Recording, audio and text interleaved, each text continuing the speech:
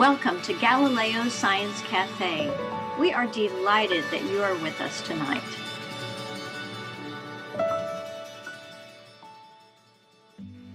We always ask the Galileo Science Café attendees what they would like to hear about. And this topic was the top on the list, and for good reasons, and I think, even more so as we're hearing more and more news. It's very timely. I'm very excited to present COVID Mythbusters, and our COVID Mythbusters at Mason are Dr. Lance Leota and Dr. Padu Seshire. Before we begin our session, I want to tell you a little bit about Galileo Science Cafe, if this is your first time dropping in. Normally we have it in September through May, except for December and January. And we have it in person, as you can see in the pictures on our screen. It's a very informal affair where attendees, like you, can ask questions and interact with the experts to just talk to them about their research or ask them questions. And we will have a session where you can network and interact as closely as we can with the experts at the end of the session. So what we'll be doing tonight is to have a presentation first by Dr. Leota and then by Dr. Seshire, and then we will alternate some of the submitted questions with any questions that you all want to type in to the Q&A. My name is Andrea Cobb, and I direct the Galileo Science Cafe. I'm the Director of Student Research for the College of Science at George Mason University, and very glad to have this on one of the things that I love to do best as part of my position. Every year, Galileo Science Cafe showcases the latest scientific and medical discoveries in a way that the public is receptive to and can hear. As I mentioned earlier, we solicit ideas from the attendees, and past topics have included robotics, global climate change, the environmental impact on the Potomac and surrounding tributaries, artificial intelligence, cybersecurity, autonomous vehicles, cancer, bioterrorism, antibiotic resistance, and vaccinations. Like I said, we usually have this in person, and so you can see the pictures here. Hopefully we will have this once we resume normal operations, and we include a light dinner. It's all free, as well as a social hour preceding the scientific presentations. And then we have, again, a Meet the Scientist and networking reception.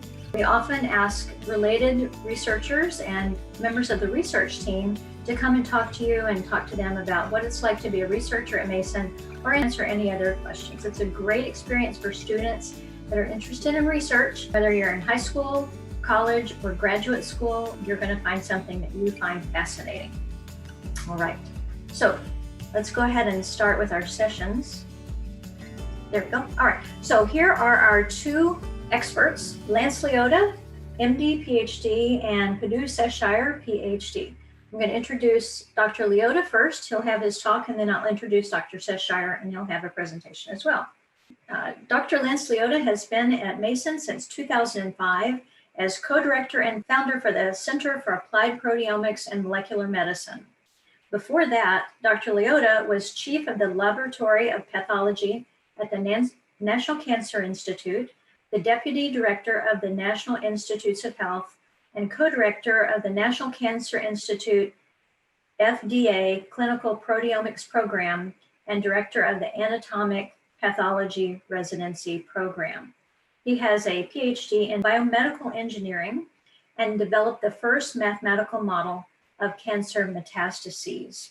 He has invented, patented, along with his co-workers, whose work you'll be listening and learning about today, transformative techniques in the fields of diagnostics, like COVID diagnostics, cancer therapeutics, and other kinds of analytical equipment.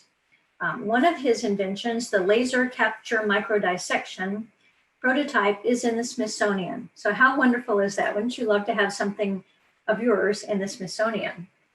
His team, who has been working very hard during all of the shutdown to come back up to the lab, socially distancing and performing their experiments in very careful and strategic fashions. His team at CAPMM studies human tissue, cultured cells, and body fluids with novel technologies. They have clinical trials at George Mason. You may not realize that.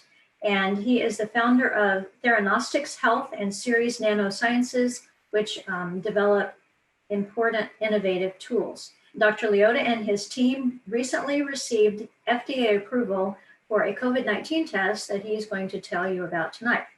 Dr. Leota has more than 100 issued or allowed patents and more than 690 publications. He is an ISI highly cited investigator. In other words, he is the expert's expert.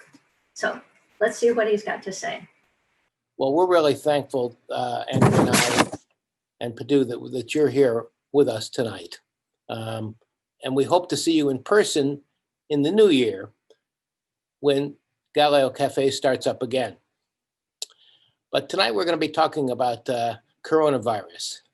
And as we all know, coronavirus deaths continue to surge worldwide, and we're now entering the winter seasons. We all worry about that. But the good news is that scientists are slowly figuring out how the virus works. And we are more successful as doctors at treating patients with conventional therapies compared to the beginning of the pandemic. And promising data, as you might have read about in the newspaper, offer great hope that vaccines will be coming soon for individuals at risk. Nevertheless, we understand and we know that fear, worry, and uncertainty about the pandemic influences every aspect of our lives. Our goal in this session is to provide scientific truth and hope about COVID so that you and your family can steer clear of viral myths that unnecessarily add to your burden of worries that you already have. So we're going to try to answer some of the key questions that our citizens of the Commonwealth have been asking us over and over again about coronavirus. What is coronavirus? Where did it come from? What are my chances of dying? How will society adapt? Will I die if I get infected? Can I get tested, and which test should I trust? If I recover from COVID, will my antibodies protect me, and for how long? And what new therapies are on the way? And when will a vaccine be available? And should I take it? We're going to cover these questions in 20 minutes, so we're going to go quickly, but we'll try to cover all these important questions. We know that COVID-19 is far deadlier than the flu, as shown here over time. We can see here's the deaths, weekly deaths due to COVID-19. Here is the weekly deaths due to the flu. We can see that the total deaths over the past 10 months have been much higher than we would expect without the COVID. So COVID has been adding an increased toll of deaths across the United States and across the world. And as you know, it's currently surging and on the rise in the United States. Well, what is COVID and how does it work? First of all, it is a member of the family of coronavirus. That's like a cold virus. And the virus is a shell that has all these spikes on the surface of it. And then inside that shell is the RNA, which has the information to make more viruses. And these spikes are the way that the virus sticks to your patient's cells and allows the virus to get inside the cell. Usually, coronavirus infects through the lungs. You breathe it in, and these spikes are used by the virus to stick to receptors on the surface of your lung cells. And when this sticking happens, when the virus sticks with the tips of these spikes, it then enters the cell and it opens up and releases its RNA. The RNA gives instructions for the cell to produce billions of viruses which exit the cell. Now, when the cell is making all these viruses, it is screaming out in terror. The cell And that's stimulating immune cells to come in and react to that damage, causing what's called a cytokine storm. That's what causes all the damage to the organs, the fever that you feel, the aches and pains like a flu. That's caused by the immune hyperreaction to the virus. The reason it's important to know that there's these two aspects is that antibodies, vaccines, and antiviral treatments, they might work early on to prevent the virus to get in the cell and start the infection. But once there's a big inflammatory storm raging, then that's when steroids, antibiotics, anti-inflammatory therapies are working. Let's talk about how the virus gets into your lung and causes all the problems. Well, when you breathe the virus in, it goes into your air sacs of your lung, where you exchange oxygen with your bloodstream. And in these air sacs, the lining, which is very thin so that the oxygen can get across into your bloodstream, the virus sticks with its spikes. And when the virus irritates the lining of these air sacs, it produces big irritation, and fluid pours out of the blood vessels in the wall of these vessels of the air sacs. So all of a sudden, fluid starts accumulating and suffocating the patient because you can't get any oxygen through this fluid. And if, let's say that you had half of your lung compromised by chronic obstructive pulmonary disease or some other chronic problem, you can see if half of your lung is filled up with the fluid, unless you have a lot of extra lung capacity, it's going to cause severe problems. And that's why people can't breathe, and that's why they need to be treated to give them more oxygen. If we look at under the microscope at the lung of somebody infected with COVID, we see that the normal lung tissue has these big airways that I said that are all open and clear, where you're breathing and exchanging the oxygen. But here is a COVID lung where you see all this fluid building up. Instead of this white space, this pink fluid is filling up everything. And you see these red plugs of clotted blood in little vessels of the lung that are blocking the blood flow in the lung. And also blood clots happen in other parts of the body. And then inflammatory cells fill up these air sacs. So you have suffocating fluid and inflammatory cells pouring into the lung. That's where the problem starts.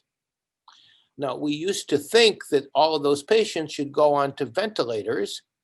And in the beginning, we put more patients on ventilators than we do nowadays. And we saw that many of the patients who were on ventilators had a poor outcome, low survival, and particularly in the older patients. We now realize that we do not need to treat as many people with the ventilators. If we keep them off the ventilator, it's better for as long as possible. Instead, if we can treat them with getting other ways to get oxygen into their lungs without putting them on the ventilator, which breathes artificially for them, because then it's hard for them to get off the ventilator. So we've made tremendous progress in how to treat COVID with conventional therapies, and we know only in severe cases that's when we need the ventilator. Otherwise, oxygen treatment, even treatment at home, can really make a difference. Will you die if you catch the coronavirus? We all worry about that. If we look at the data based on age and on underlying health conditions, we see that young people have very low chance of dying. For example, in the state of Virginia, I think there's only been one individual less than age 29 that's died from coronavirus. But the job of the young people who are relatively safe from dying, their job is to protect everyone else by not transmitting it. As the age goes up, we see there's a higher chance of dying, up to 10%, but it's as highly influenced by cardiovascular disease, diabetes, respiratory, and high blood pressure all have an effect. there is not a significant evidence that autoimmune diseases increase the death rate. And so when we think about the time course of coronavirus, first is onset of symptoms, then day 4 to 9, the lungs fill up with fluid, the virus goes into the blood in 10 days. And so the first 10 days to 2 weeks is the most significant period. There's no significant definitive evidence that you can catch it again if you already caught COVID, even if you're asymptomatic and you got over it.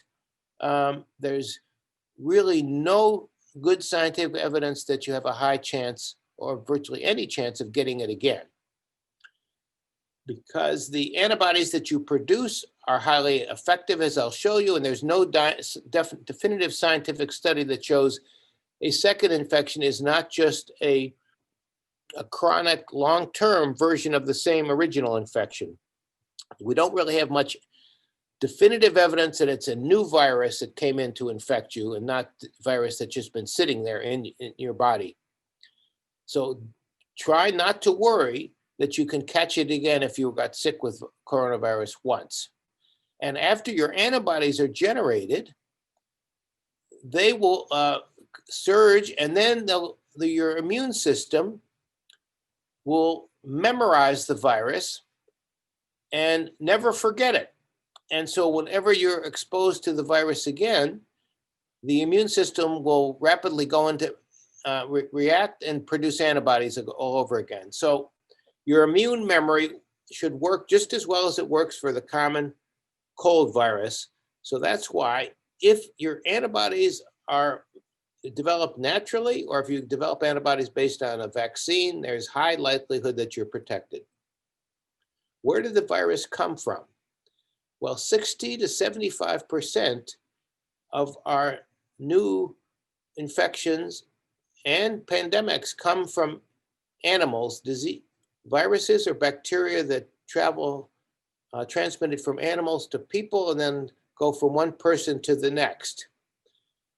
We think maybe bats are rare, but there's many species of bats all over the world, and they often are a vector to transmit viruses to animals and then to people.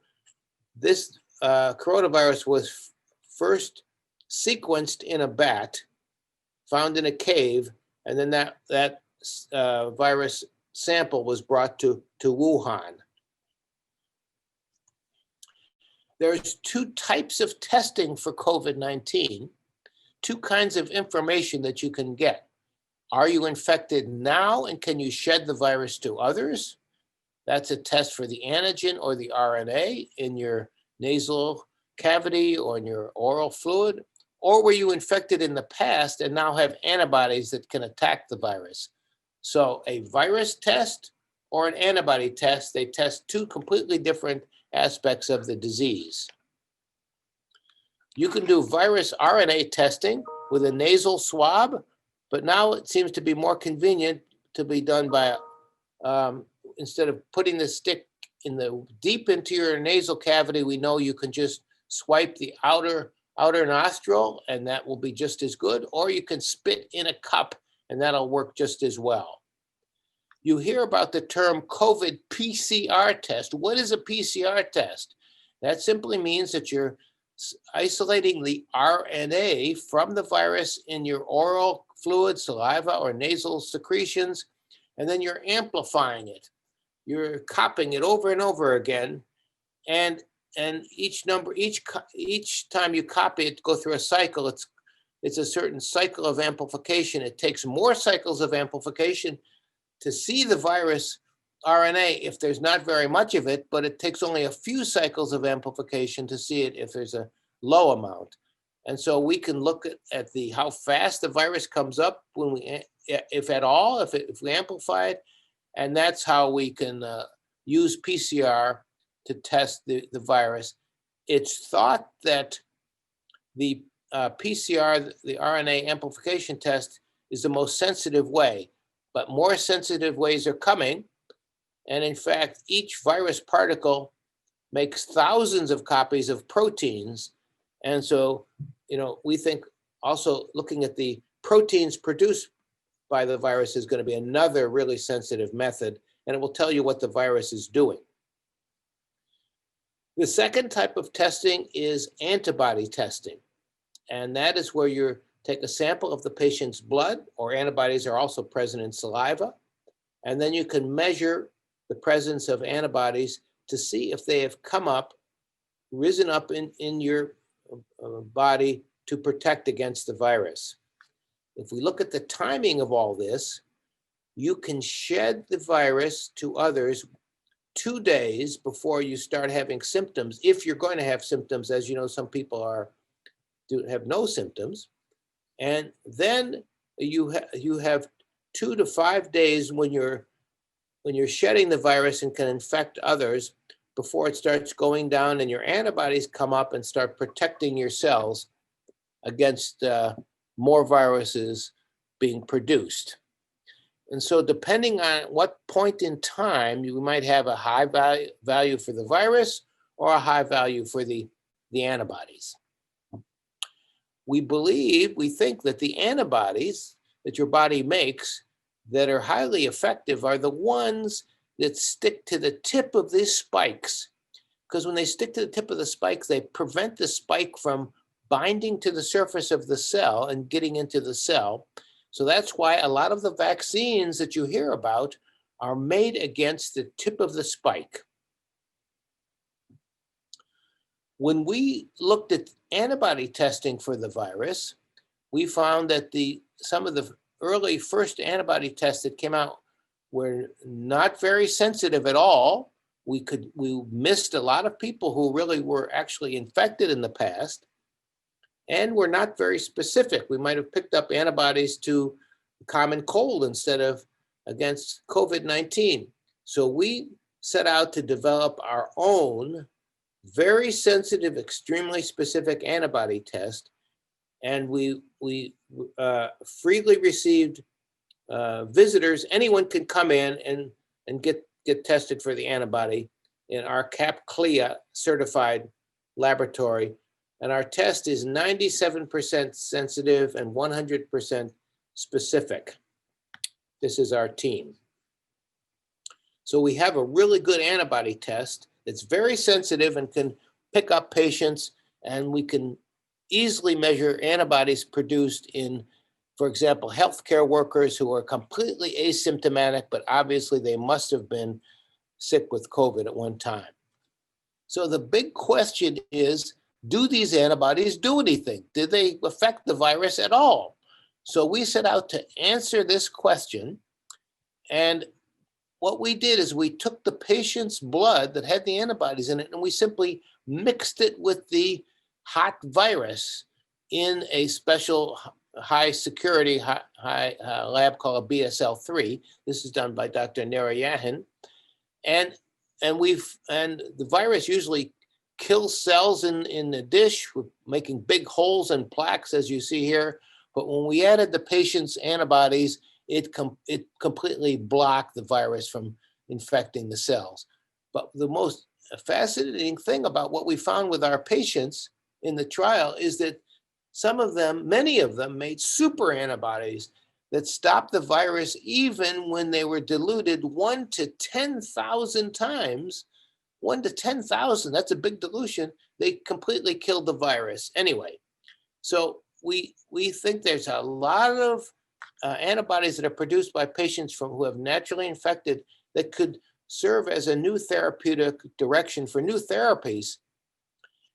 And so we also asked, do our patients who make these antibodies against coronavirus, do the antibodies stay around? Do they persist or do they go away? You've heard worries that the antibodies are just gone pretty soon. Remember, even if the antibodies go down, the memory of your immune system remembers them, and they remains ready to fight. If you kept the antibodies for every sickness you ever had, your body would be filled up with all those antibodies from all the viruses and bacteria you had in the past. Instead, antibodies go up, and then they're transferred to the memory. But we find that our patients have antibodies that neutralize the virus for at least 5 months in some patients. They continue to neutralize the virus. Very hopeful, very significant. And interestingly, another unexpected finding is that we find that patients have new kinds of antibodies that we never expected that are not against the spike protein. They're against other proteins. In fact, here's an example of a really strong antibody that a patient has that's against the receptor where the antibody is binding. So the antibody, where the virus is binding. So this person's body made an antibody that blocks the virus from going into the cell.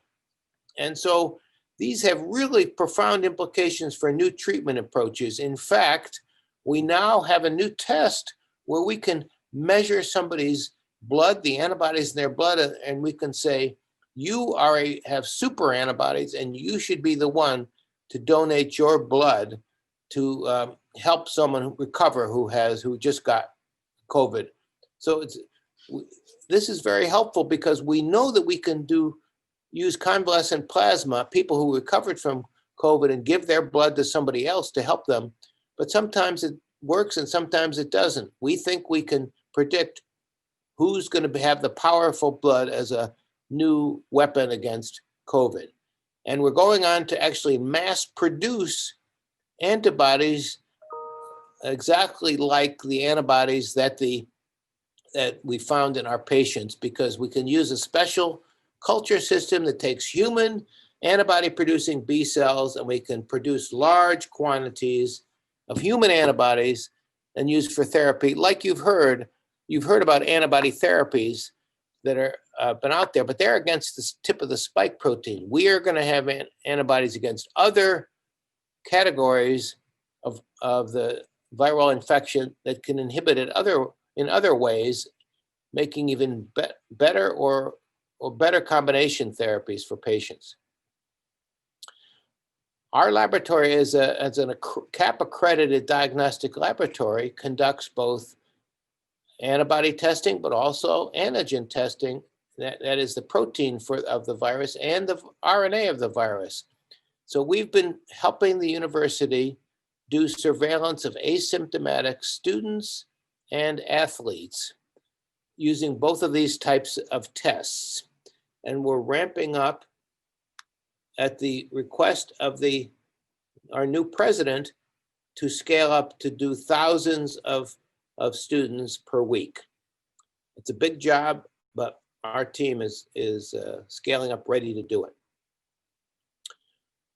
We're also looking into rapid antigen tests that you can read by looking at the result, because the PCR test, the viral RNA test, takes, at least in our hands, 3 hours to do. Even if we can do hundreds at once, we have to wait 3 hours to get the results. And in that time, the student or the citizen could be spreading the virus.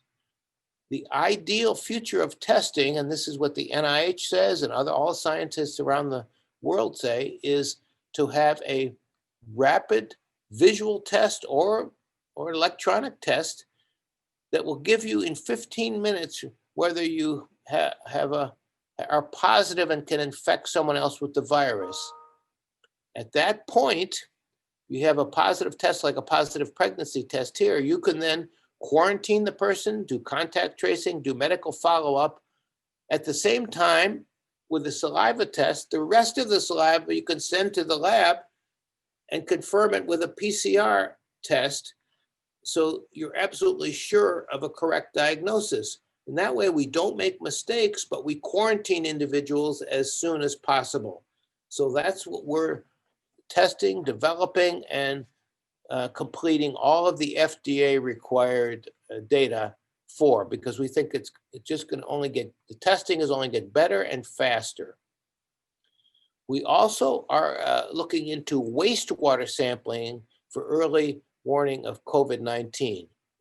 People who are infected with COVID shed the virus in their poop, and it ends up in the wastewater, in the toilet, and then in the sewer.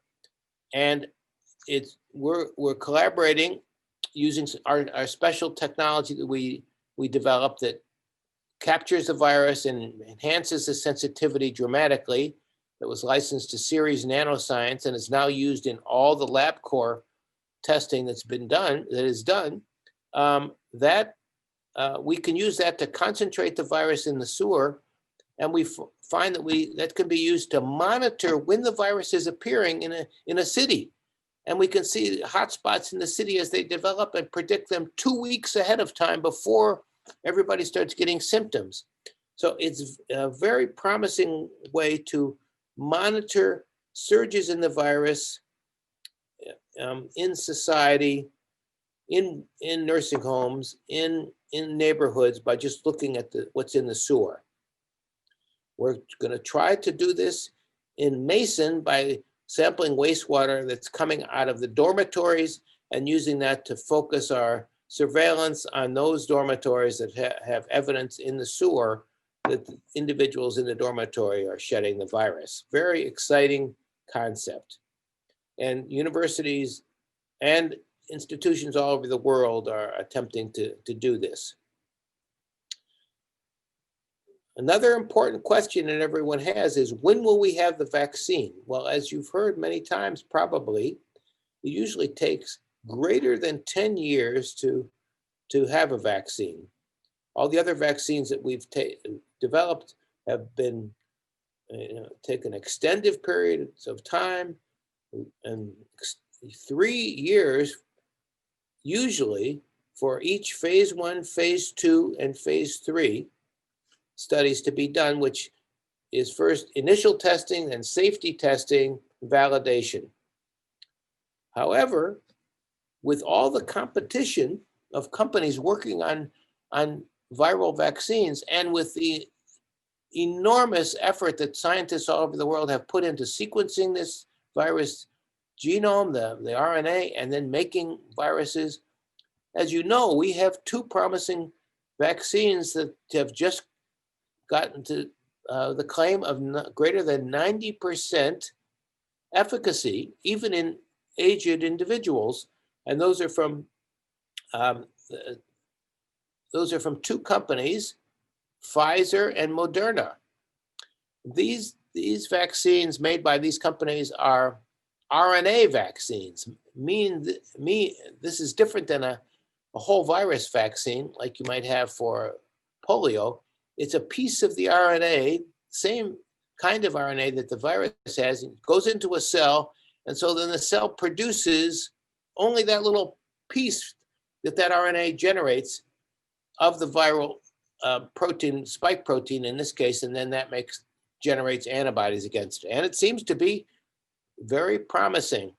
So this offers a lot of hope, but what offers even more hope is that you have all these competing companies, and they're all trying to develop a vaccine as fast as possible. So we hope that soon you'll have many vaccines to choose from, but they should go to the elderly and the most at risk people first. In the meantime, while we're waiting for that vaccine, masks are very effective.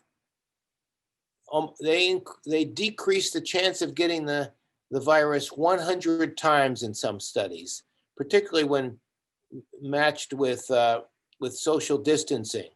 So that is the best way we can fight the virus now, and we can't just relax because we think a vaccine is coming. But science is bringing all these new developments, in addition to new antibody tests, new antivirals, new antibody treatments, as we talked about, in addition to the vaccine. And we know that we can reduce that inflammatory storm that I told you about with simple steroids or other anti-inflammatory medications. So there's a lot of hope because there's many ways to treat the virus at different stages of the disease. Nevertheless, everyone is justified in the worries that they have, And the top three worries of the Gen Z and millennials, because we're talking about the students in our campus, is they're anxious about hospitals being overrun. They're stressed that the viral outbreak will trigger an economic depression, and they're concerned that someone they love will die from it. And so our young people have, we are blessed with our young youth. They have such a good attitude about fighting this pandemic. In conclusion, what is the effect of the COVID-19 pandemic on science and society? Well, the positive impacts, we hope, is that the vaccine and diagnostic technology is accelerating tremendously, and competition drives innovation. More young people, we find, want to choose a career in science and medicine. They want to make an impact on the health of society. And I think everyone knows more about viruses than we ever thought we wanted to know. And we hope this will cause increased visibility of scientists as role models. On the other hand, the negatives are that medical and scientific progress on non-COVID-19 urgent questions like cancer, opioid epidemic, climate is shut down, that universities, graduate schools, medical schools are hampered physically and financially, and we can't make the progress we want on curing cancer. False information, trolling, and changing guidelines from leadership with gain of new knowledge, which you might think is normal, causes increased fear. And in some sectors, there's greater distrust of science, not more trust of science. And that's why we're having this discussion. Finally, what can you do to help fight COVID-19? Be a source of truth about COVID-19 for your family, friends, and school. Keep up to date with the science. Become a mythbuster for COVID conspiracy theories. Promote peer-reviewed articles as the only reliable information, not rumors. And be a source of hope, a role model for the value of scientific truth, because everyone is a scientist. Thank you very much.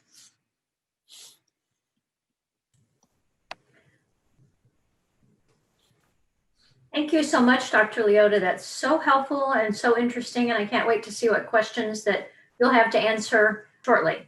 I do want to give a shout out to Michael Galvin, who is a partner with me in this event. Michael is the Associate Director for the Regional Campuses for University Life, and he is working very, very hard to have a wonderful environment for our students who are on campus or off campus, and make things as positive and important and exciting and safe as they can. So thank you, Michael, for joining us in this effort and supporting all the mischief that we get into. So thank you. Thank you. Yes. Our next speaker, Dr. Padu Seshire, is a tenured professor of mathematical sciences. You may think, math? What does math have to do with the COVID epidemic? Well, I will tell you that all of those predictions that you see and the graphs and so forth, those are developed by mathematicians, of which Dr. Seshire is an expert. He is like I said, he's a tenured professor of mathematical sciences at George Mason University. He is the Associate Dean for Academic Affairs and Director of the STEM Accelerator at George Mason.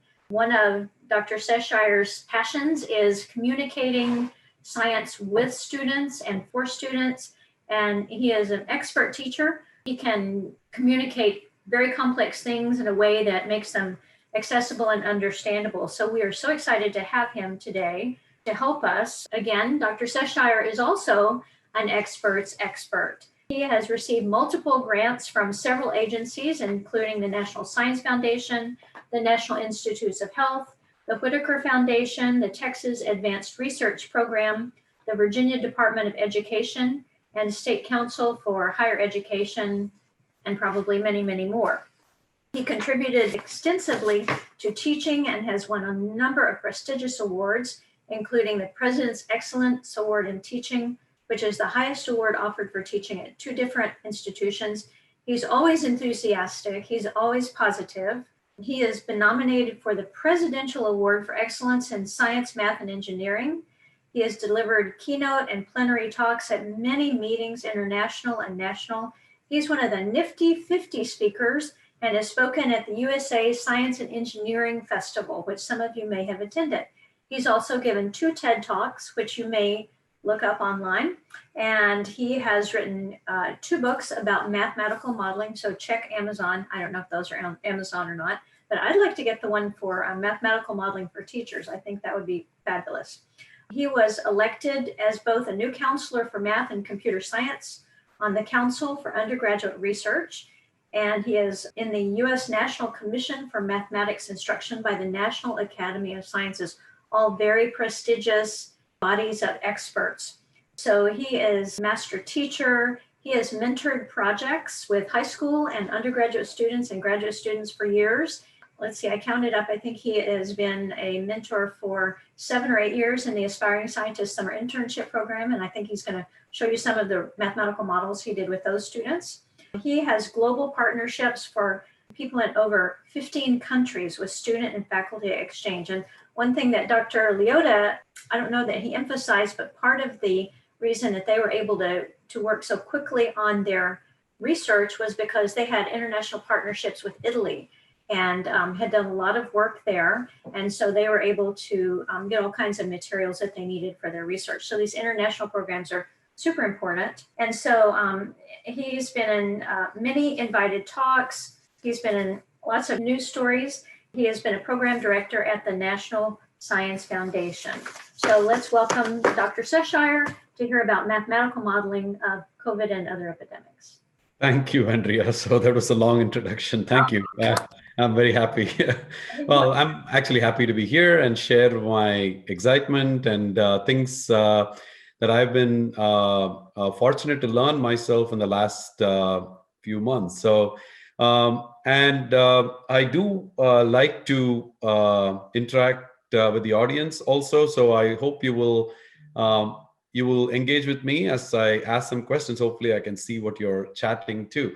As the first slide suggests, there's a lot of these partners, and I'll talk about some of them in just a second.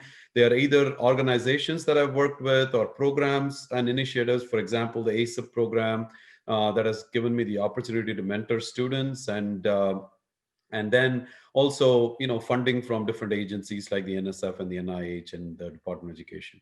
So I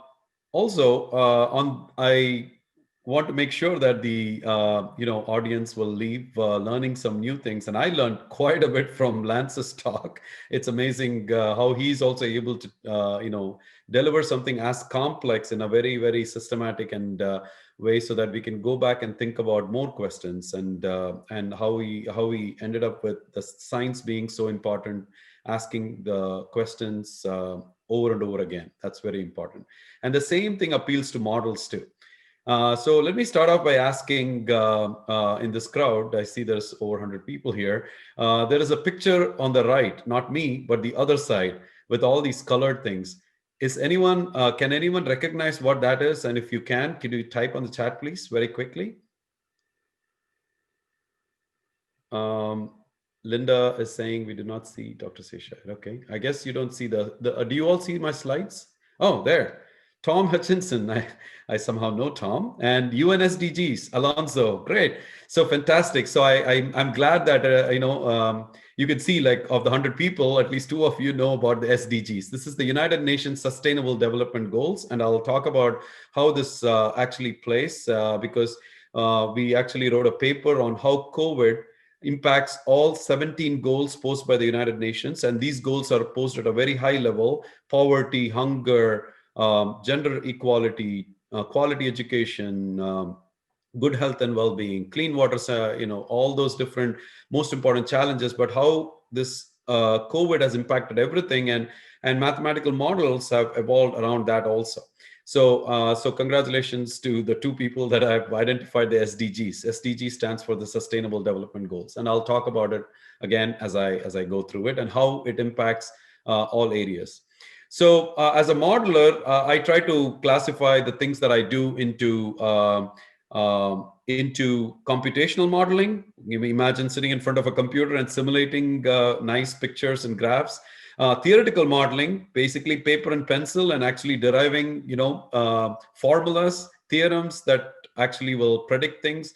Experimental modeling, where I have to work with people like Lance, for example, who are experts, and I cannot claim to be an experimental person who can be in the lab, but I can work with them to actually understand what the data is suggesting, is predicting, is helping prescribe. And this is where models start to get the name from descriptive models to predictive models to prescriptive models. So this is how, if you're a data scientist, you are living in the predictive world. If you're a data scientist plus you're working with policy, then you're going to be starting to prescribe things and things like that. And if you're just a modeler, you're probably doing descriptive modeling. And then one of my biggest passion, STEM education, and what are models around it. I'll say some examples around that also. And so I want to start off with, because the previous talk was on biology and mine is going to be about mathematics, I'll try not to actually talk about equations and all that too much. This is not supposed to be a technical talk, but it's going to be something that I can share in terms of understanding how mathematics and why mathematics can help explain real world phenomena. So here's the real world phenomenon. You have a petri dish under a microscope and you have bacteria in it growing. And we have been talking about viruses, but I'm talking about, let's say, bacteria. So the bacteria is growing and it's a patch, it grows as a colony.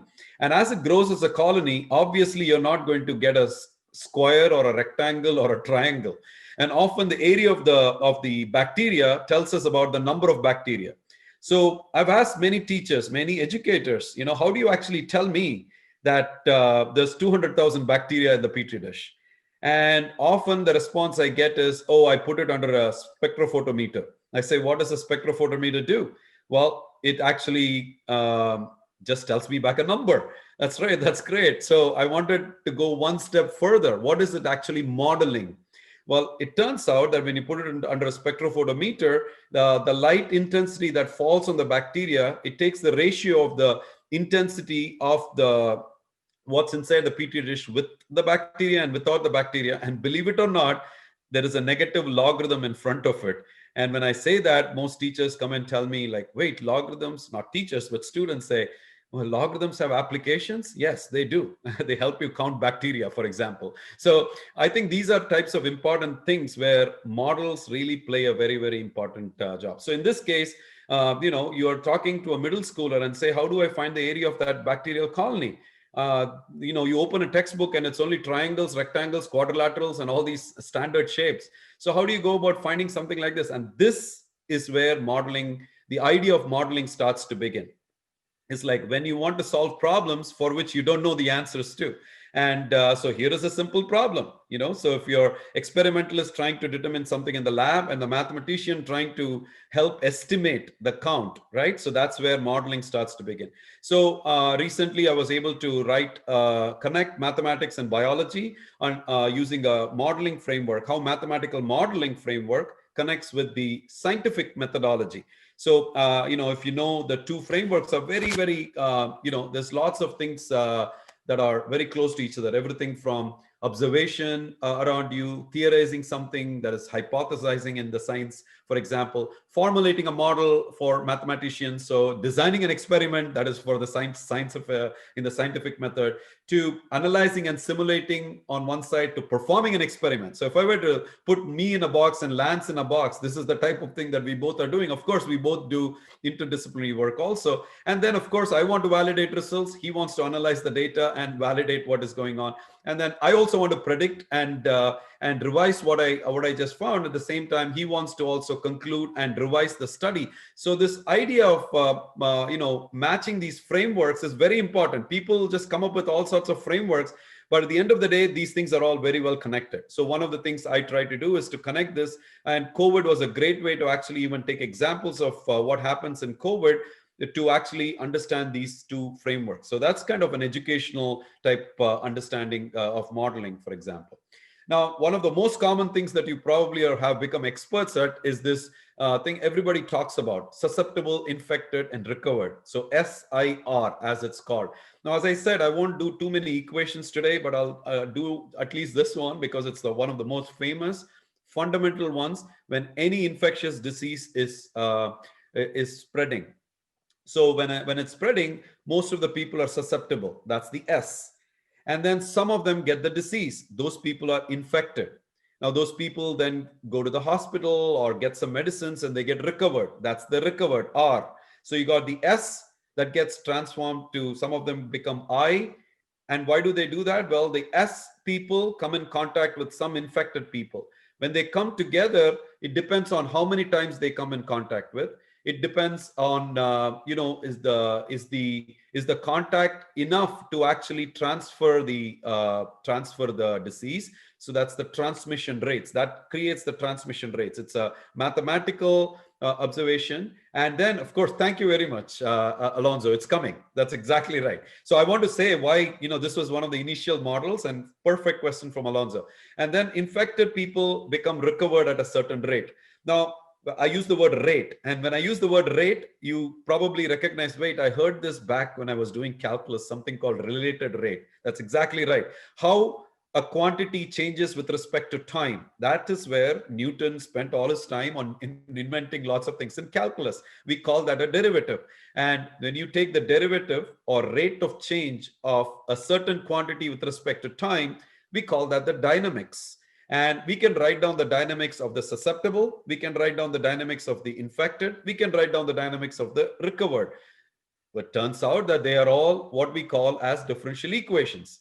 So essentially, without explaining, the mathematics, what you're seeing in this thing is you see that the susceptible people are decreasing, and therefore there's a negative sign. The S is the susceptible people that is meeting a fraction of infected. That's where the I divided by N. So this is the only time, as I said, I'll do a little explanation of the mathematics, but I'll tell you why these are important, like what Alonso just posed a myth there. So essentially think of, a group of people moving from one compartment to another compartment. I use the word compartment. And this is why these models are called compartmental models, because these are compartmentalized and people are moving from one group to the other. Now, this type of a model was created by two people by the name Kermack and McKendrick in a series of papers in 1927, 32, and 33. They worked with another famous person. His name is Ronald Ross. Many of you know Ronald Ross for his Nobel Prize for helping us understand the path of malaria, and so the cycle of malaria. So this was one of the initial models that was created in mathematical understanding disease dynamics. And so they applied this to influenza. There was this very famous London boarding school application that every mathematical model has to actually use as a benchmark. Now, what do you do with this? Well, you study the dynamics, which means you plot them, basically. You get graphs. So you get graphs for susceptible going down, then you see infected going up, and then you start to get a peak, and then somebody finds a medicine or things like that, and they start to come down, and then you have the recovered that goes up. So that's the general idea. So now Alonso asked a very important question. What about death? Of course. So you can't assume that people won't die for other causes, natural causes. You can't assume, you have to assume that people are going to give birth. So you got to include vital dynamics. So yes, it has to be, one has to actually, but before I go there, one of the most important thing is like everybody now talks about it, the R naught, what is called as the basic reproduction number. We'll talk about that later, but what you notice here is that R naught has to do with beta, the ratio of the transmission rate to the recovery rate. Recovery is going to the hospital and all that. So if you can imagine, it's just a fraction. If you increase the numerator and decrease the denominator, that's danger, because it's going to be more transmission. So the best way to not spread a disease is to keep the fraction very, very low. In fact, you want to keep it less than 1 if you can. The only way to do that is make the transmission very small, which is the numerator, and make the recovery very big. Find vaccines, find lots of things and things like that. So, and that is a very simple mathematical principle that people are after, is the R naught. So now that you understand something about models and all that in terms of the SIR, clearly there are other diseases came about like gonorrhea, syphilis, sexually transmitted diseases, which goes from susceptible to infected back to susceptible. In fact, people are talking about COVID being an SIR and then back to S, susceptible. Can you get the disease again? So then the model is there for that. And then, of course, people are exposed right now. They are not getting the disease. They immediately, they're exposed for some time. The disease is in the body, but you're not showing symptoms and things like that. So one has to add an exposed. Now you got the SEIR. So it became so popular, then the people started to, then as I said, one has to incorporate deaths. Even though I don't have the picture here, one has to make sure that you incorporate vital dynamics into these models. So these are, I won't call it myths, but these are things, it becomes myths if you actually don't assume these things and all that. And then of course, a mosquito enters. And so now the mosquito starts to bite infected human, sucks the blood and becomes infected mosquito. Yes, there are healthy mosquitoes if you did not know. So these healthy mosquitoes bite the infected individual, becomes infected, and then goes and bites a healthy individual. And then, so this is kind of, in a short way, thinking about malaria. And then you got chikungunya, dengue, and all these diseases. And then, then obviously these mathematical communities are working as two separate communities. You got like these communities that are talking about sexually transmitted diseases, diseases that pass only by direct transmission. And then there are these communities that talk about diseases that are through vector-borne or through a mosquito or a sandfly and things like that. Now, this is the unfortunate thing about research. These communities sometimes don't talk to each other. They have separate conferences, separate meetings, separate models and all that. Then we have to wait for a disease like Zika to come and then blow everybody off and say, wait a minute, guys, you better collaborate. You better collaborate because now here is the same disease caused by Aedes aegypti, the mosquito that causes chikungunya and dengue. It can also be transferred through sexual transmission. So somebody has to really come from outside like a disease to tell us how to come up with a new model. So I want to tell you how these models are evolving. And this is exactly how one of the students this summer, believe it or not, high school student from the ACIP program came and said, Dr. Sesher, what about human behavior? I want to do something in COVID, but what about human behavior? We can do all the modeling. And what if the humans don't follow the rules? I said, that's brilliant. That's exactly what nobody knows how to do that. And guess what? I'm very happy to announce to you that her full model is getting ready to be published in a peer-reviewed journal.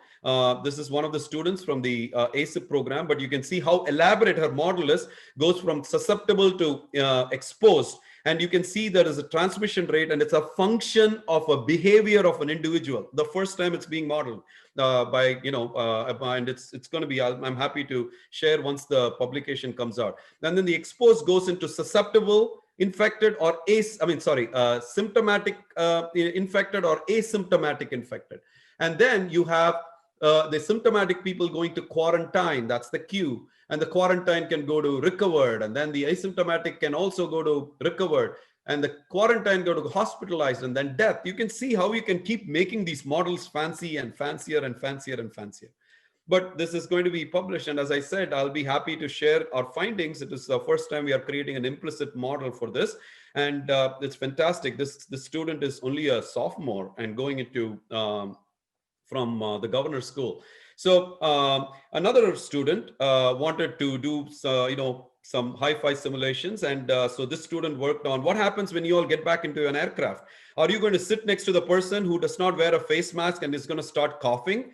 And you are actually seeing the droplets that are coming out of their mouth, which is being forced by like a flow from the AC vent up.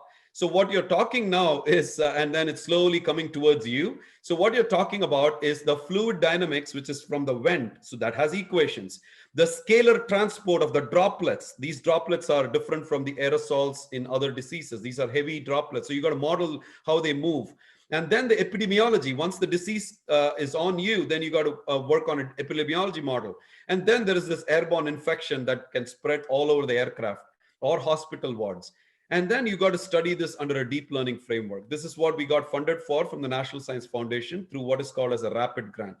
So I was also very excited when I got selected as one of the 7 experts by the International Science Council, which is above all the national academies. I represent the United States.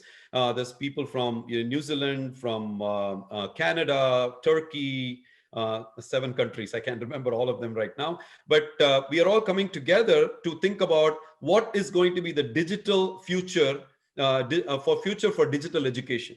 So we are trying to come up with some kind of a resource repository that can help everybody in terms of building character, building access, building resilience, and all these different things. There's this picture that shows there is a primer that has been created by this group which is blessed by the International Science Council, and it's now used by the National Science Foundation and all these different groups.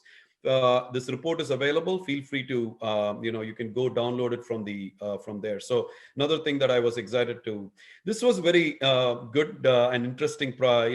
This warrior who are seeing there is the Minister of Education from the country of Suriname. So I'm going to give you the next pop quiz. Suriname. It's in the which continent is it in? Let's see. There's 100 people here. Which continent is it in? Let me see if you guys can help me with Jeopardy. Okay, I don't see South America. Great. Okay, South America. Very good. Okay, now here's the tougher question. What language do they speak? What language do they speak? Oh, wow. Dutch. Not many people know that. It's one of the only countries outside Europe that actually speaks Dutch. And they're bordered by French on the one side, French Guiana. On the other side is English Guiana. They speak English, and they're bordered on the south by Brazil. Portuguese. Now, I just told you 4 countries that don't speak, none of them, and they are in South America. They don't speak Spanish. There are different languages.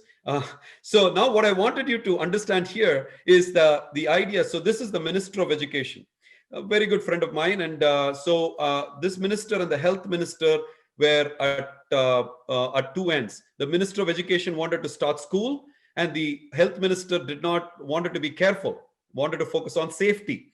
And so they agreed that they are going to focus on safety when the school opens.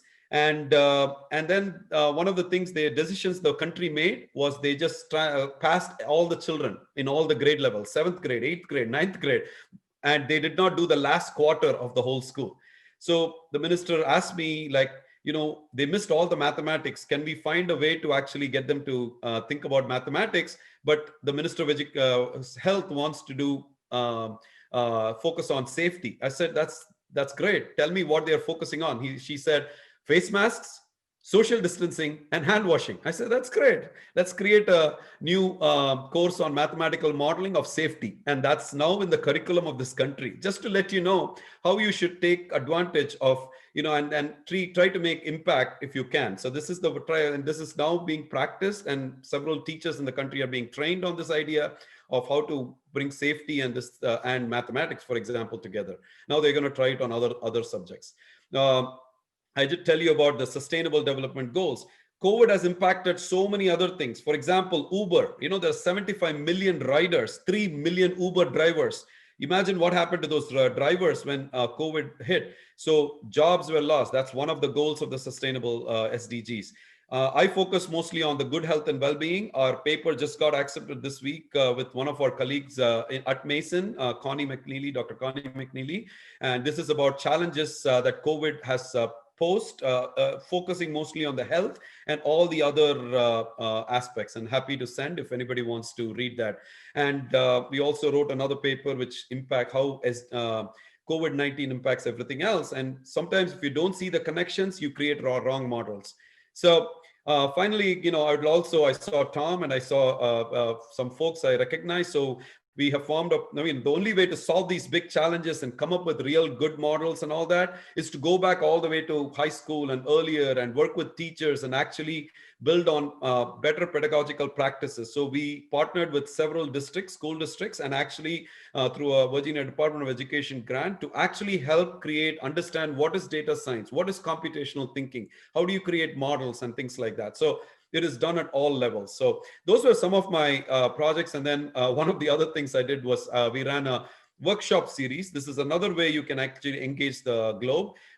23 countries participated, over 1,000 participants. We did 5 webinars, We brought experts in different areas, for example, non-pharmaceutical interventions like face masks, social distancing, data science, and different types of things. This was also a collaboration between multiple institutions. I did it for 5 webinars, and which ended with a conference last week, and really, lots of information shared across the globe. So I want to start off the next phase with the following. Is a very famous quote by a British statistician who's very well known for his quote, which says, "All models are wrong, but some are useful." George Box. It's a very, very powerful thing, and I always wonder what he meant by that. So of course, the idea is that of this quote is that every single model will be wrong, meaning that it'll never represent the exact real behavior. We can see that. But having said that, even if a model cannot describe exactly the reality, it could be very helpful if it is close enough. That close enough is the most important thing. And so I started to really take this statement very, very seriously. I always do that. And then I see reports like this. This was published back in April, first week of April, from Colorado School of Public Health, which predicted the importance of social distancing, extremely, extremely important. And which basically said something like 60%, it'll be 60, social distancing is 60% effective. And they gave these nice numbers, like, if you're doing 60% effective, then you only have this many infections, 65,000 infections. If you're 40% effective, then it can double, and, so on. And so it was very interesting that they projected this. And you can go back and look at the numbers that they projected, and you can see on the screen. And then you realize, wait a minute, now we are having about 200,000 a day. And then you start to realize something is not correct here. And, this was all predictions. And then it started making me think about looking at these CDC numbers. This is from yesterday. CDC numbers. I'm starting to think, wait a minute, all the models are wrong, but some are useful. And this is when I start to realize what could have gone wrong. Was it the model? Was it was it like the approximations in the model? What was actually wrong? And so on. So, and, it's very important to understand that, there could be so many other things. For example, maybe we didn't take advantage of, resources, capacity in the hospitals, and maybe people did not practice the policy like social distancing and things like that. So all those different things could have gone wrong, which made the, and maybe there are certain things in the model we don't understand, or nobody talks about it, and it's just people just use it because it's black boxes. And this is a very common problem, by the way. Okay. And so I just, you may hate me for this, but I reframed George Box's quote. Here's my quote: "All models are wrong, but some are more wrong than the others." Okay. And I started to practice this, and I'll try to finish on a positive note later, but it has helped me to start like this. So let me actually help model, and some of you may have done this, but it's very useful to see how things can actually be modeled. And I'll use very simple example, piano tuner. And if I ask you the question, how many piano tuners are in Chicago? Model this, okay? And the first question you are wondering is like, wait a minute, what type of question is this? Will this be on the exam? You need to give me more information. Well, I'll give you one information. I'm going to tell you that in Chicago, there are 3 million people. Now that's it. You don't know anything else. Now imagine I'm trying to model COVID. This is the same type of idea, some crude modeling. And so I have to make assumptions. So now we are talking about a piano tuner, a person that goes to somebody's house, repairs a piano, and then comes back, basically. So if you think about it, I can start to make assumptions. So I can say like, okay, maybe there is a family, most families, let's say mom, dad, and 2 kids. That's 4 people in a family. So if that's the assumption that we are making, 4 people in a family, then I can divide by 4 and I get 750 families. Now I can say not everybody can have a piano. Maybe every 5th house has a piano. So then I can go ahead and say, okay, every 5th house. So let me go ahead and divide this by every 5th house. Now we know how many pianos are there in Chicago. By the way, this is all crude estimates, okay? And then I make an assumption about what a piano tuner actually does. Well, I drive to one end of Chicago, Aurora. I drive to another end of Chicago. You know, the traffic in Fairfax and all that stuff. So by the time I finish 2 of the jobs, it's lunchtime. Then I have to eat lunch. And then I go and do 2 more jobs. So maybe I can do 4 jobs a day. And I work a week, and to me, a week is not 7 days, even though I work 7 days, but let's suppose I don't work on Saturday and Sunday. I only work on 5 days. Now you need to notice how I'm estimating here.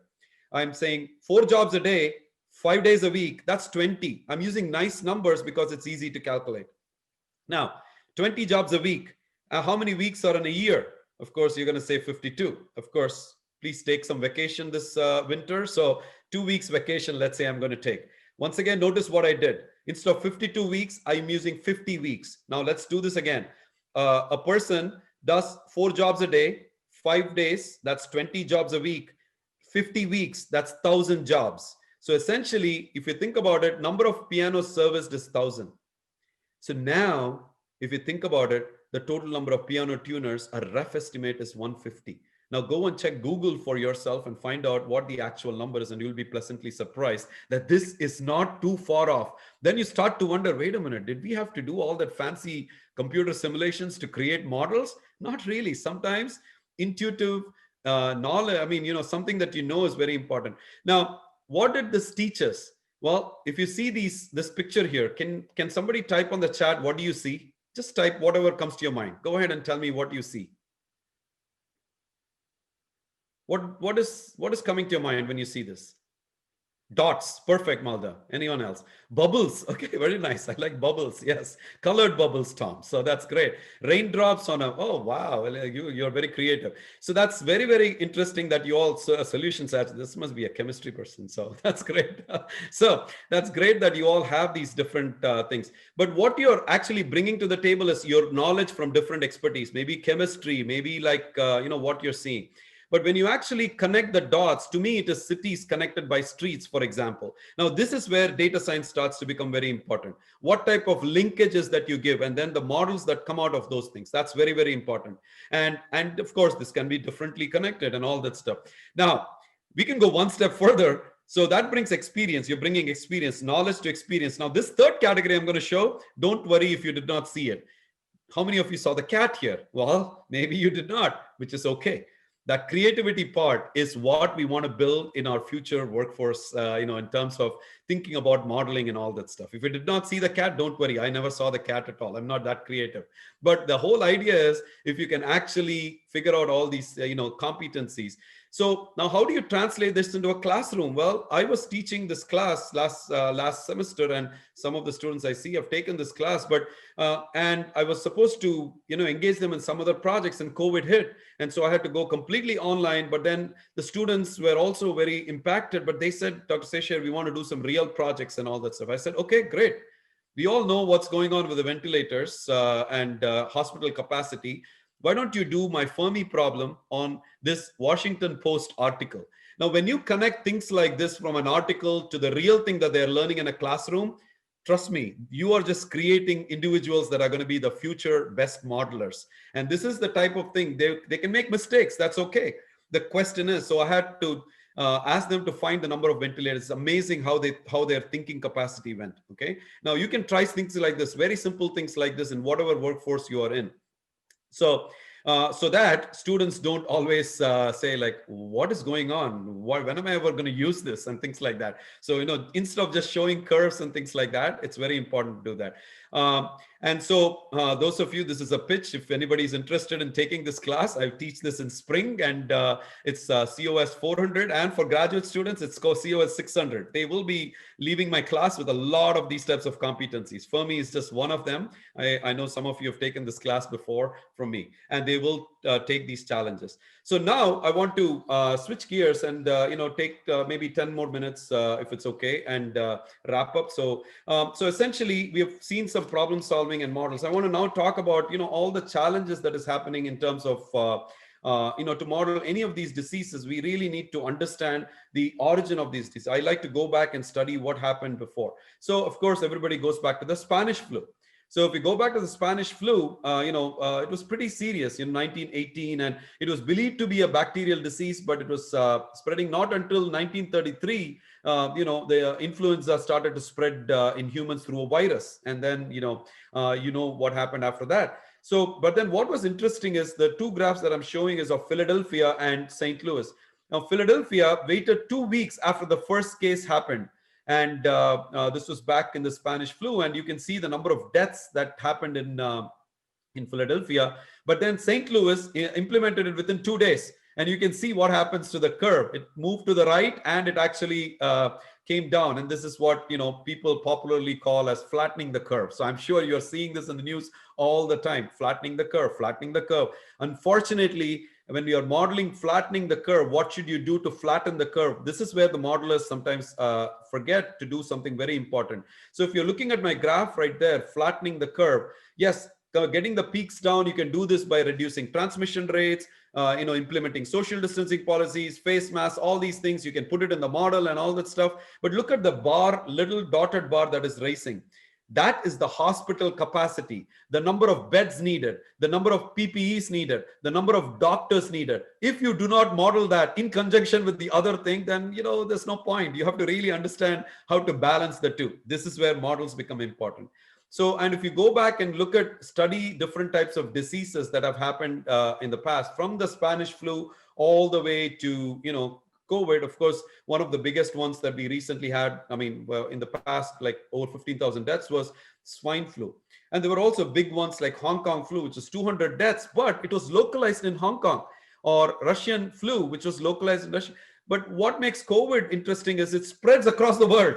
Now, that is the part that many people really don't understand. It's like, what is the big difference? And this is where experts like Lance is trying to make a difference in terms of understanding what is interesting about the virus.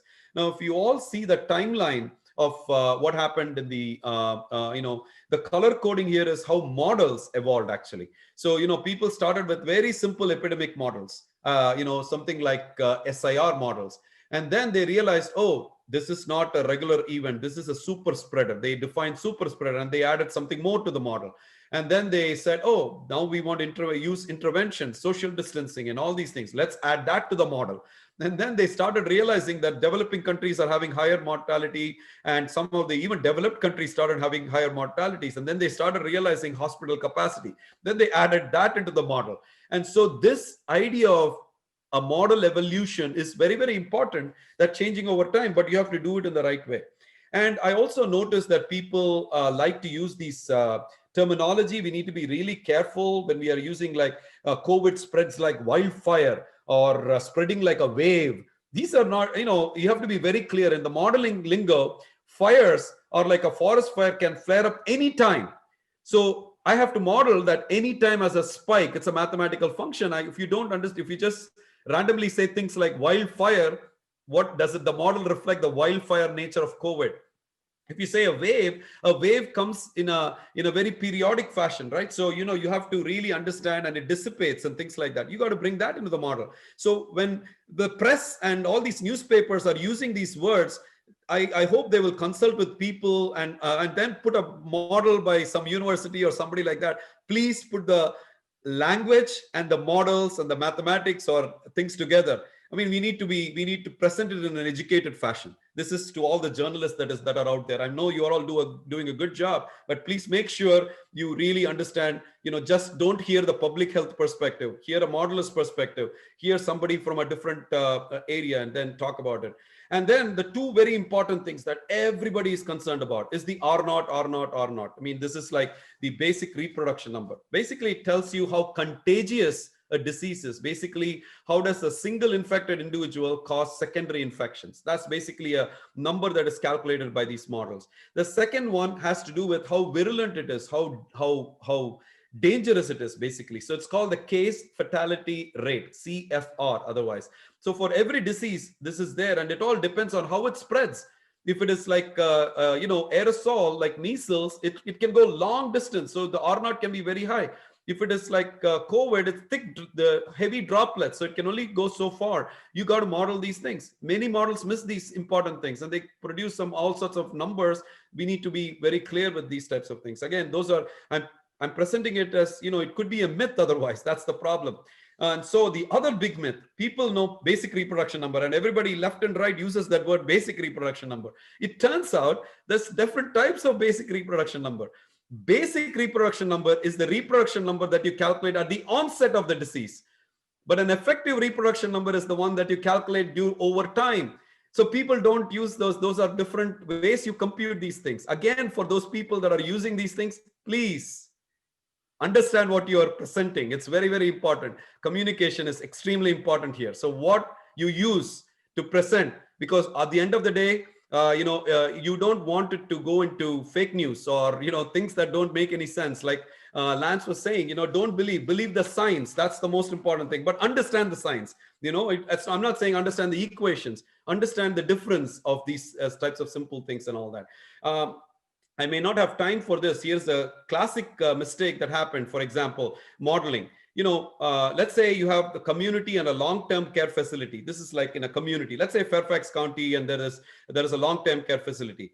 So what you're seeing are entries inside the matrix where a community interacting with a community gives you 0.8. Remember, the R naught has to be less than 1 for the epidemic not to spread, basically. So I'm looking at these numbers and saying, oh, community interacting with community is only 0.8. Community with long-term care facility is 0.2. Community with long-term care facility with when they interact with community, when they go see the visitors and all that.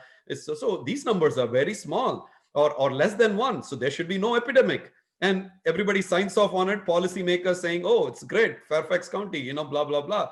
But then now you realize this is not for Fairfax County. This is for another county, by the way. So then you realize, let's work out a simple example. And this is where modelers come in, okay? Let's understand the infected cases. Let's suppose there are 100 infected cases in a long-term care facility and 1,000. I'm going to make the math very simple. 1,000 infected cases in a community. Well, let's take these 0.8 of them. That is going to be, so let's use that same ratio. So 0.7 of the 100, which is 70 people in the long-term care facilities, create new secondary cases. 0.2 of the 100, that's 20 secondary cases.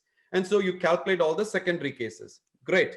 Now, what do you do then is basically, you simply count the total number of cases. If you the secondary cases, that's 1290.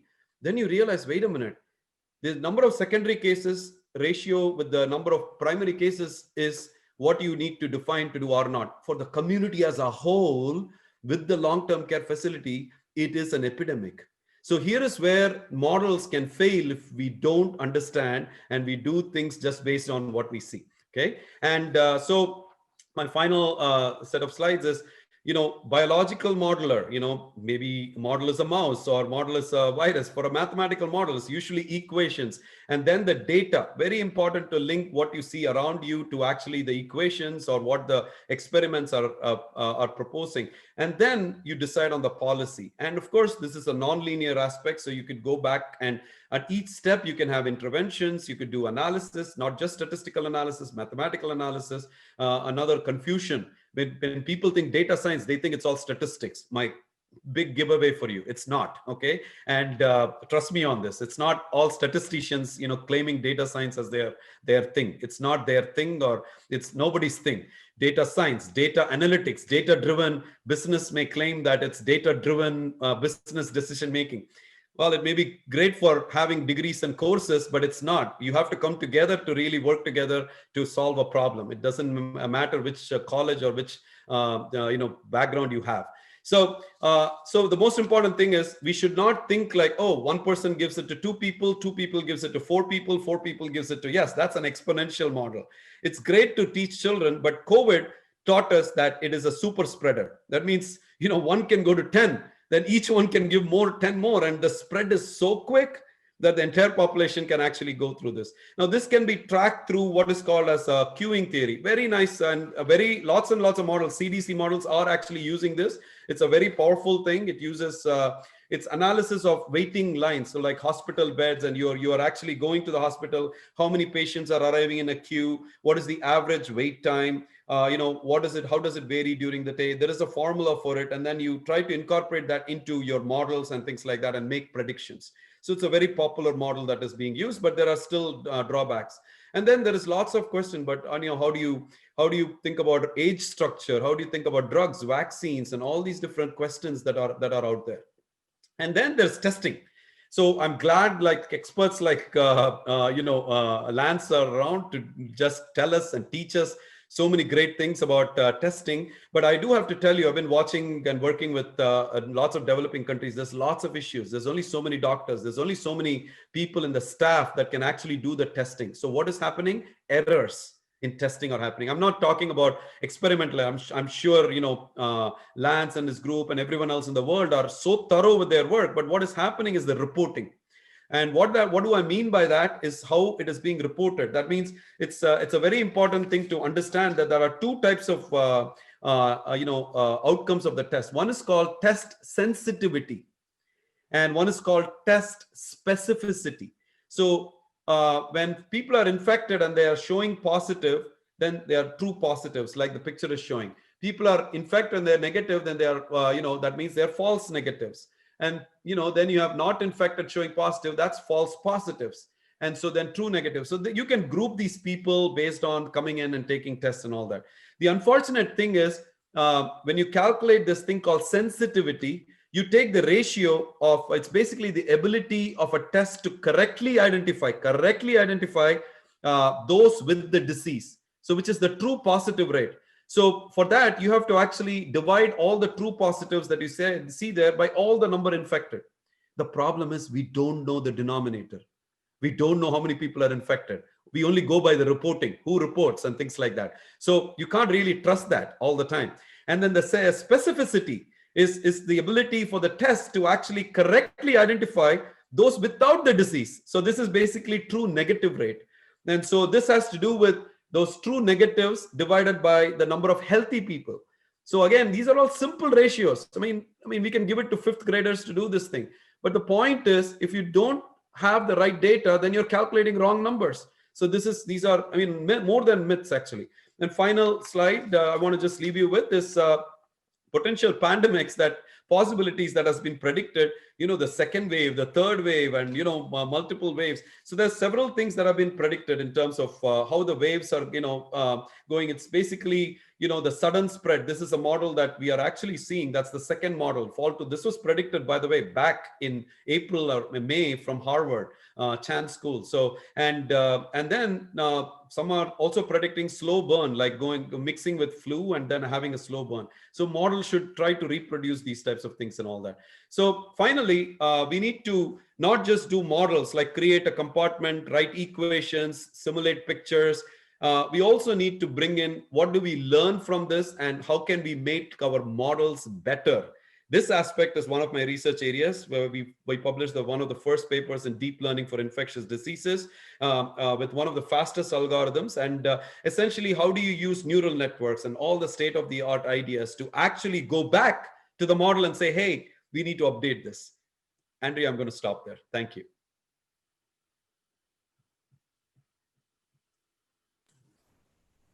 Thank you so much, Padu. That was very interesting. And hopefully, for those of us that are not mathematical modelers, we have an appreciation for the complexity and perhaps a little more patience with the varying models that we see.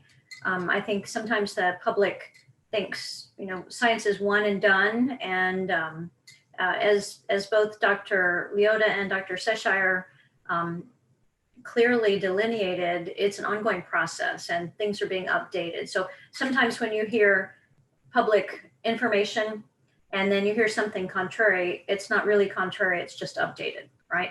So as you speak to people around your neighborhood and your families, that's the process of science. That's what science is. So now we're going to answer some of your wonderful questions that you've submitted, and we're going to alternate some of the ones that you've submitted in this session as well as some that were submitted online. So here's one from Anna, and I think Anna is a George Mason student. The COVID cases have disproportionately been blamed on young college students.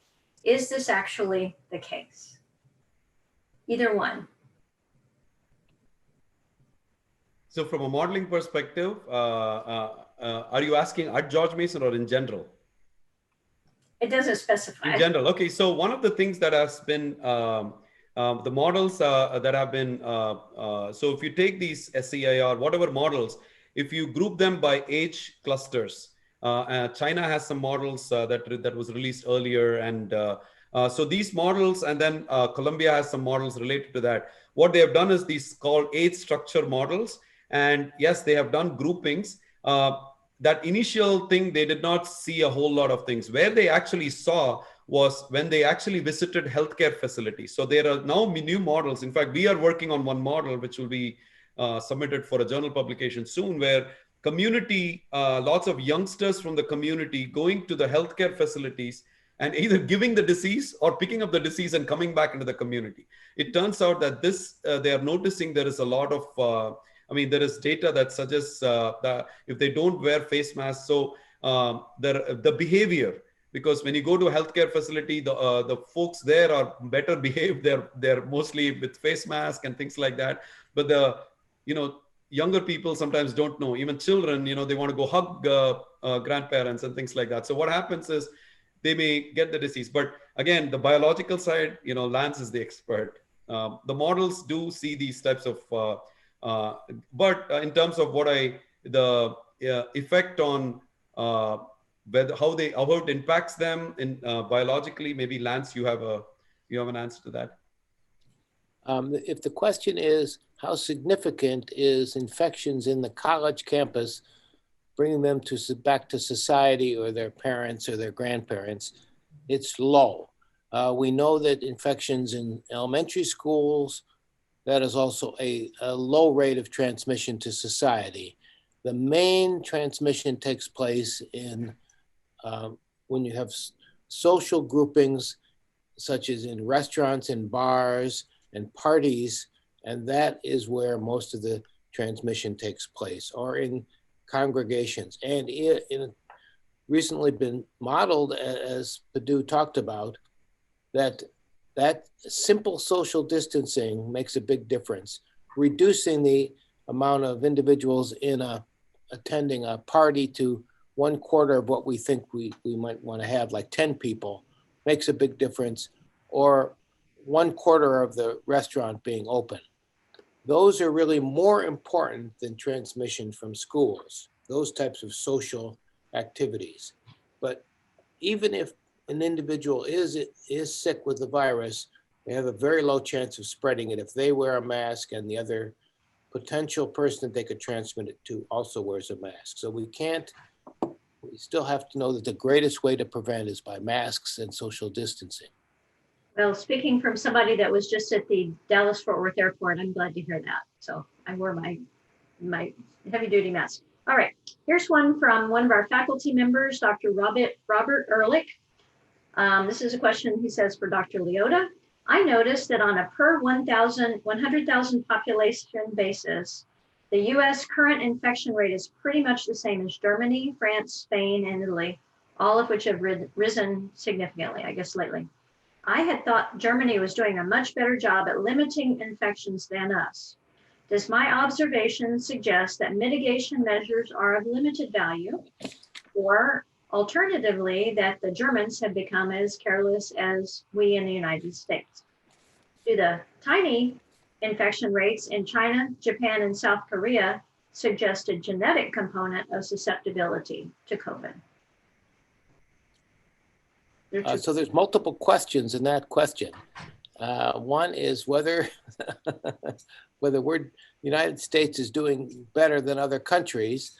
And as you know, the number of deaths, the deaths in the United States is greater than 250,000 compared to the other countries, which have much fewer numbers of deaths. But maybe if you count it to the number,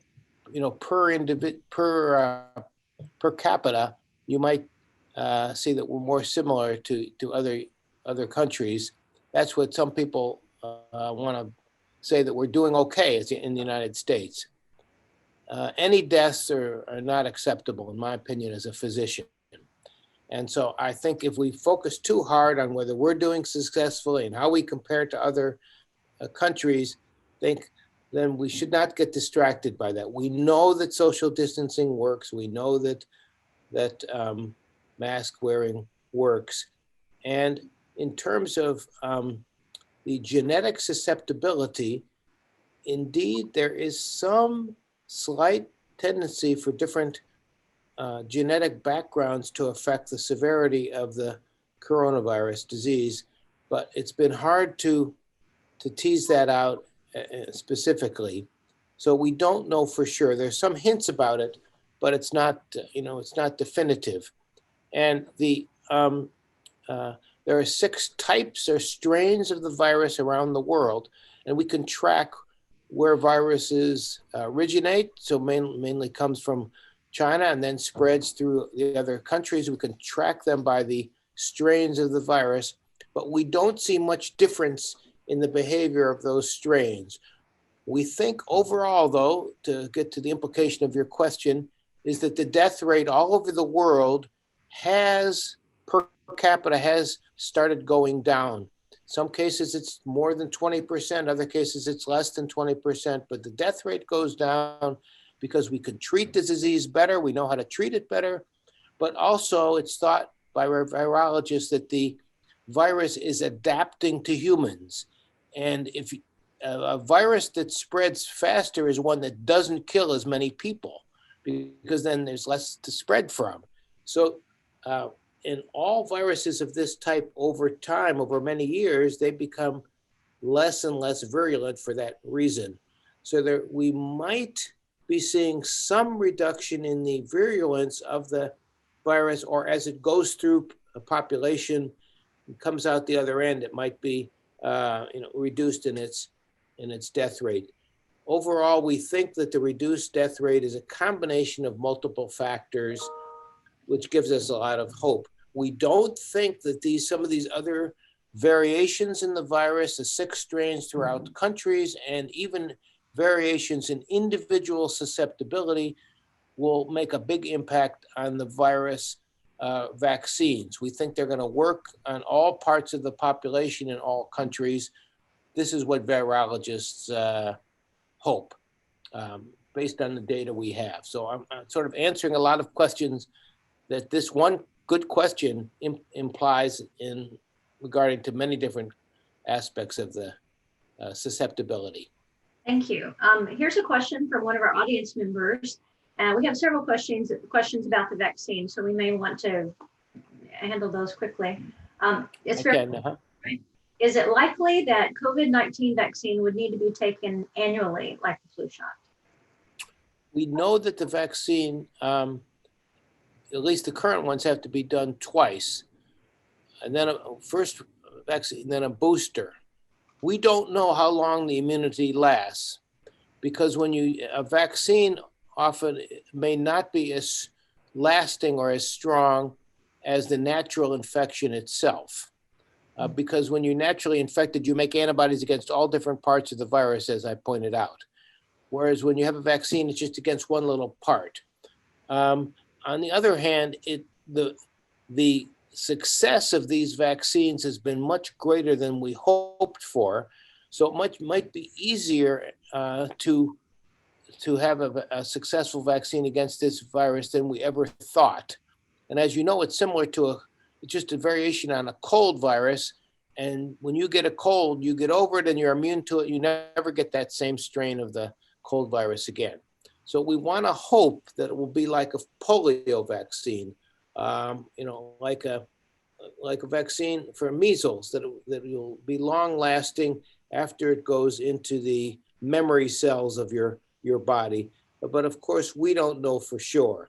The only thing we can say with excitement is that it's looking better than we ever expected so far.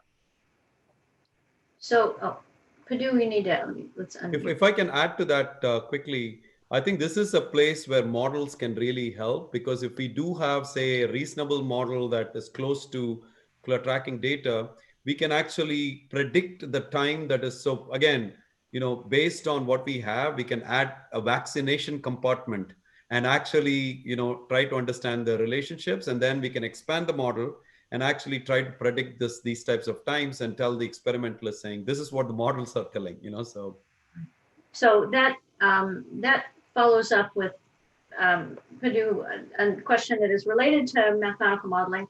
The media keeps showing that more and more people die day by day all over the world, yet they don't talk about how many people survived it. Of course, there's the asymptomatic people that we don't know. In your opinion, based on the vaccines, the world's doctors and scientists, how long do you think it will take for a vaccine to be fully successful? So I'm guessing they mean in conferring kind of herd immunity that we've heard Right, about? herd immunity is one, and also those parameters that I was talking about, the transmission parameters.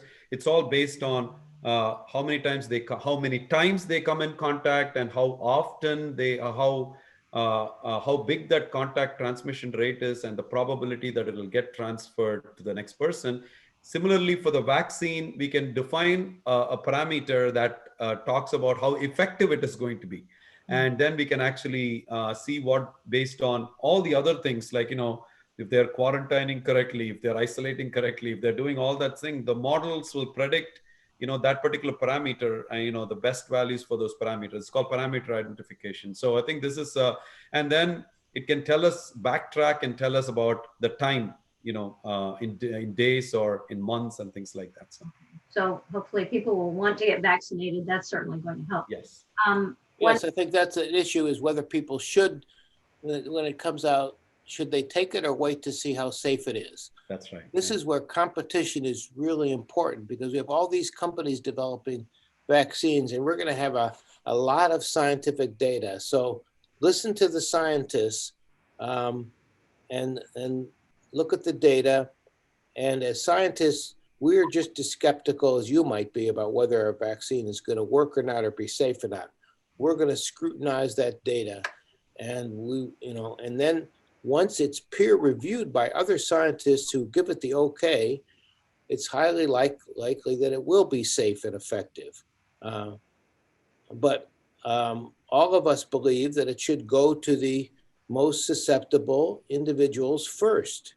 It should go to the elderly. It should, just like we had a small number of vaccines for the influenza, we'd use it for the elderly. We'd use it for the people who have underlying conditions. We want to make sure that at least they get access to it first. And because we have, those are what we're all trying to protect from getting infected.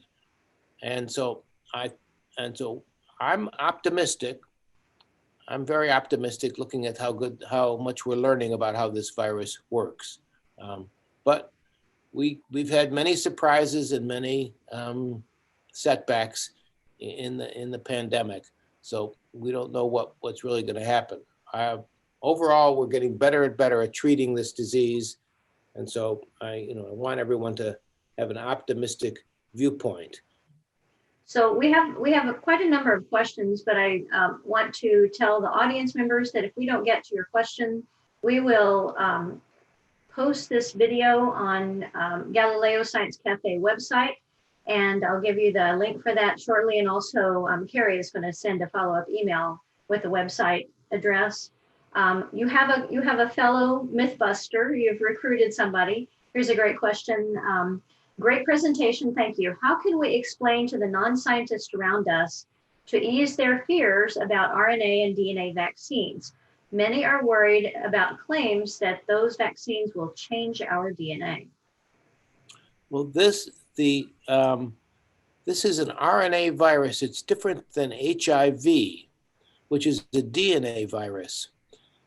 The RNA viruses, the RNA does not get integrated into your DNA. It just stays outside the nucleus in the cytoplasm, and it's used to make more viruses. So it's not passed on in your genome like a DNA virus is. So that's one good thing about the RNA virus. It doesn't leave any traces in your genes for this RNA virus. So that's and the RNA vaccine is just a small piece of RNA, and all it does is produce a small piece of the virus protein. And so it lacks a lot of other potential toxic parts of RNA, and it's just a really short stretch. So we hope that it will have low toxicity. Some individuals have worried that the particle that we use to deliver are in some cases a defective adenovirus. A virus is used to deliver the vaccine. Some people worry that in itself, separate from the vaccine components, will cause side effects. And that has been carefully looked at. We do not see significant safety concerns in the patients so far, so we're hopeful. Also, we see that different vaccine companies have different types of delivery mechanisms to get the RNA or the protein delivered to your body. And so if some of these other components of the vaccine have toxic effects, this should pop up immediately when we see the data from these different companies. So for example, if somebody has an adenovirus vaccine, we might see more toxicity from that compared to a different vaccine that has this has the other components are the same. They're just using a different way to deliver that vaccine. We'll immediately see that difference, and we'll be able to correlate that with how the vaccine is put together. So that is why, with all this competition and everybody trying to have a safe vaccine, that science is going to win, and the public is going to be able to have a lot of choices. And so you will hopefully be able to choose from the very safest data to pick the vaccine that you want. And from a data science perspective, I'll just add that as the algorithms are getting so good, the computational power is becoming so good. I'm sure as the experiments are getting better and better, the computational algorithms are getting super good also. So we will definitely be able to, from that perspective also, it's going to be a good thing. So just our advice is keep looking at the scientific data. Don't listen to what's in a website or on the web, because that's why science usually marches on and gives the truth, because we're all competing and have highly critical peer review of every data that comes out, and we're not going to let any false data be revealed. And also, in this regard, one of the best aspects of science is maintained. That is reproducibility. Another scientist finding the same thing that I found. If I have a hypothesis, I can be very excited about it, but unless it's proven by somebody else who uses an independent lab and they get the same result, then no matter how much I believe in it, I can't know whether it's true. Since we have all these scientists and all these vaccine companies all working towards the goal, we're going to have many different data points to compare and see if everybody gets the same results. Then we can trust it. So that's why sure, it can be dire. We can be very worried about our loved ones being susceptible to the virus, but at the same time, we can see that science is making so much advances that that we're going to have some good choices as time goes on, and the solid working vaccines that are safe will win out over the other vaccines over time, and we'll know it. Great. I think we have time for one more question. And these have to do with the virus. Does the virus cure you or prevent you from catching COVID? And similarly, if people have already been infected and recovered from COVID, do they need a vaccine? This is a good question. We are going to be measuring the antibody levels in 1,000 asymptomatic students. We want to do large-scale measurement of antibodies to give us some data, like Purdue says we lack. What is the percentage of individuals that have previously been infected and now have antibodies to prove that they had it in the past? They might not be we might not need to give them the vaccine, at least in the first round. I don't think the vaccine is going to hurt them if they've had it before. It will stimulate their immune system to, they say, I already saw this, and it'll rev up their immune system. I don't think it's going to be harmful, but I think that we need to know more by antibody testing about who really has had it in the past. All right. Well, we're closing up on our time, and really appreciate all of you coming and asking great questions, and we will address those questions and give you the answers if we didn't have time to address your particular question. We'd like to thank Dr. Seshire and Dr. Leota for a wonderful presentation, very clear, very accessible, and so much to think about. And it's so exciting to see what wonderful work Mason is doing. And right in our own backyard, they're spending so much time being so careful and taking really good care of the world and especially our community. So thank you so much. Thank you, Andrea. Thank you. Thank you. Thank you.